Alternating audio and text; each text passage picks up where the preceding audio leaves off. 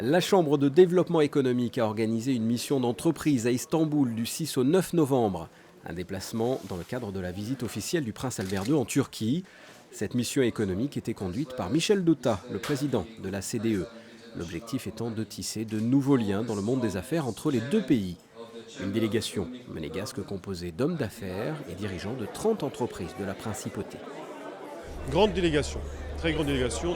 Ici en Turquie avec nous, nous avons 50 personnes, une trentaine de sociétés, tout secteur d'activité.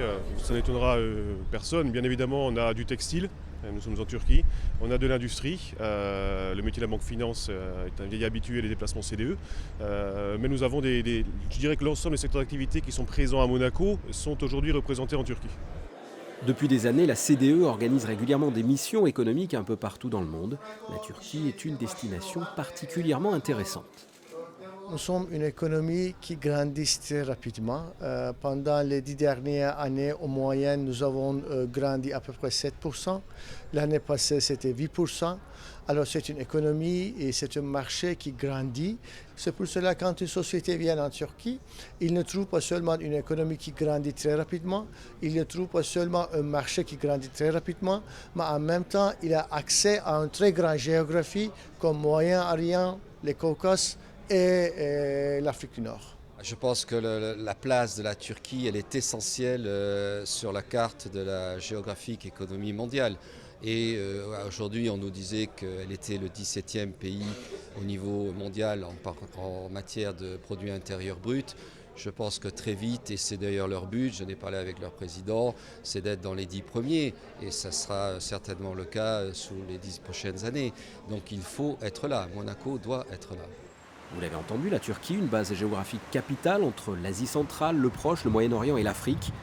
D'autres arguments tout aussi convaincants sur le dynamisme économique de ce pays en quelques chiffres.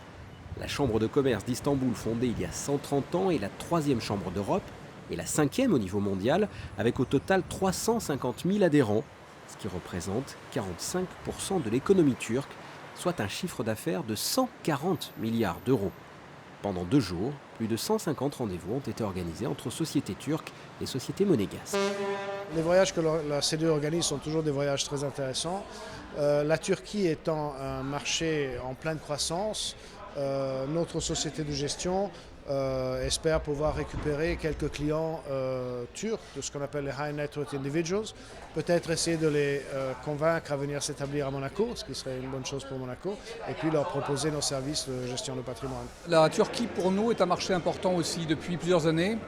Nous l'avons travaillé grâce à notre représentante sur le marché turc, Hülya Biren. C'est une clientèle individuelle, c'est une clientèle d'épicuriens qui sont très cosmopolites, qui sont très cultivés et qui apprécient le type d'offres que nous pouvons développer à Monaco. La Turquie aujourd'hui, c'est une réalité très dynamique. Ça bouge beaucoup, tant à la production qu'à l'importation. Donc c'était l'occasion pour rencontrer des clients et aussi des fournisseurs. Nous travaillons beaucoup avec la Turquie, il y a énormément d'échanges dans nos métiers puisque nous faisons du transport international. Nous avons déjà, nous, notre réseau d'agents transitaires indépendants et nous travaillons déjà avec donc des personnes qui font le même métier que nous, mais toujours intéressant de rencontrer d'autres personnes. Nous avons eu beaucoup de contacts, nous avons beaucoup de rendez-vous sur les 2 jours. Impossible de connaître les retombées concrètes de ces rendez-vous en Turquie. Les négociations et des contrats se signeront dans l'avenir. Il faut savoir quand même qu'un tiers de ces entreprises présentes travaillent déjà avec la Turquie.